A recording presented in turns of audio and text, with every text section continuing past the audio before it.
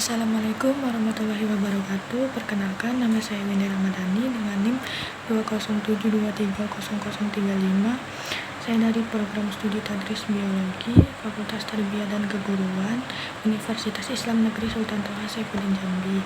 Baiklah, saya akan menjelaskan tentang morfologi tumbuhan batang atau kalis. Sebelumnya, apakah kalian sudah tahu apa itu morfologi tumbuhan? Morfologi tumbuhan merupakan ilmu yang mempelajari bentuk fisik dan struktur tubuh dari tumbuhan. Morfologi berasal dari bahasa Latin corpus yang berarti wujud atau bentuk dan logos yang berarti ilmu. Batang merupakan bagian tumbuhan yang amat penting. Batang dapat diumpamakan sebagai sumbu tubuh tumbuhan. Bagian ini umumnya tumbuh di atas tanah. Arah tumbuh batang tumbuhan menuju sinar matahari.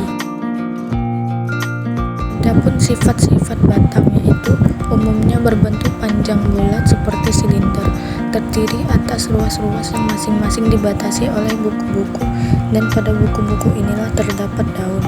Bersifat fototrop atau heliotrop, selalu bertambah panjang ujungnya sehingga disebut batang.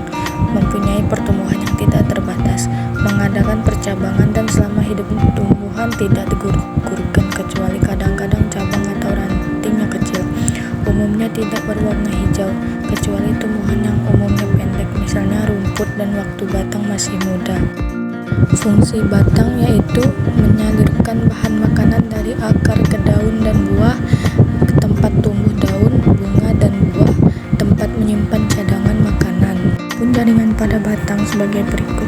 Jaringan meristem yaitu jaringan yang sel-selnya aktif mengulah. Jaringan permanen atau dewasa yaitu jaringan yang sudah mengalami pengkhususan atau spesialisasi.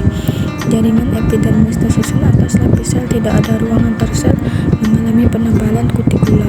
Parenkim berdinding tipis mengandung selulosa, terdapat ruang antar sel, selnya hidup. Sel parenkim yang selnya mengandung klorofil